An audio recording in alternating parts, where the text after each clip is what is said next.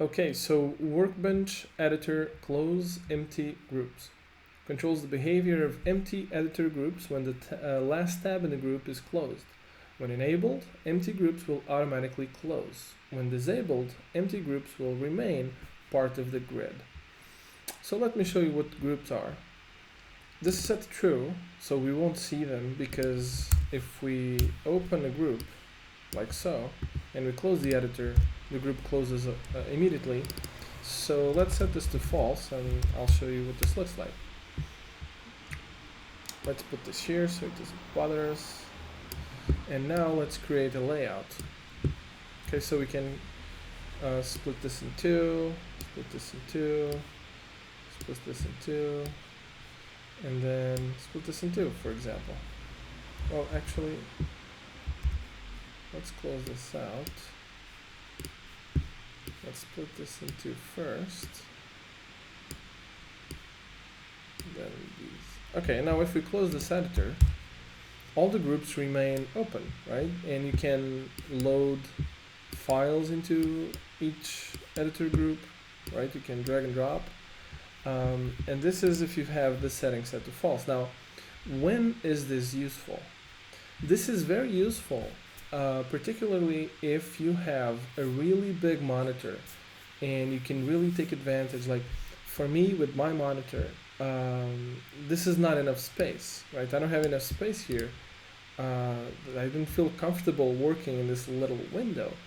But if I had a really big monitor, what I could do was load a file here, for example, load, HTML here, CSS here, maybe split it in three, like HTML, CSS, JavaScript, and then a few tabs, a few editor groups for, and by the way, this is not supported, this is just something that I would like to have.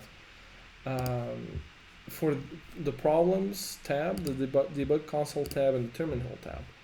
And then you would be able to spawn a few terminals because, well, it's useful. But as it is now, the terminal, all these tabs occupy this whole width, which is not ideal. But anyway, this is very useful if you want to look at several files. Terminal, all these tabs do not work here, at least not at the time of this recording. Okay, so let's close this out. I do not have a really big monitor, so that means that this is not very useful to me.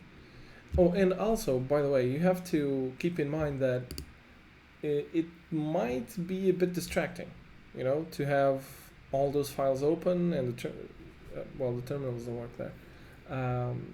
So, sometimes it's better to just focus on one particular file and go Zen mode. And by the way, the editor groups also work in Zen mode, which is really nice. For example, if we do this, just gonna repeat that again for the sake of the example. Let's close the editor, and now we can go into Zen mode, and we have this whole space, right?